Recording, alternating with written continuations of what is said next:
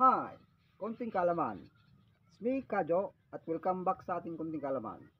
May puno ako sa aking likuran, ating puntahan, ating himay-himayin, ating suriin, ating pag-aralan. Lapit ka, cameraman.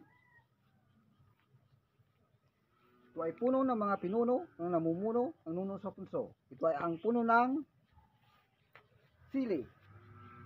Ang sili ay mainam sa ating katawan. Ito ay nagpapalakas ng ating immune system.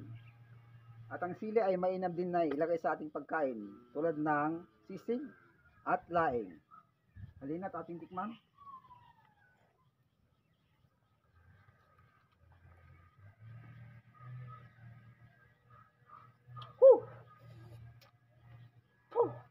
Puro.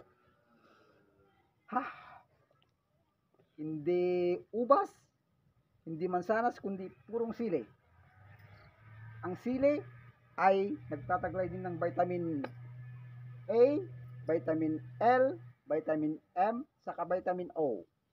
Kapag lagi mong kinakain, ikaw ay makakaranas ng almoranas at kunting trigger rin, guys.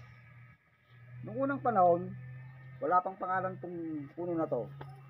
Hanggang isang pangyayari, may isang dalaga nabigo sa pag-ibig. Hanggang sa pumunta siya sa may punong to at siya nagbigti. At ang pangalan ng babae ay Lizzie. Kaya ito puno na to pinangalan na Lizzie.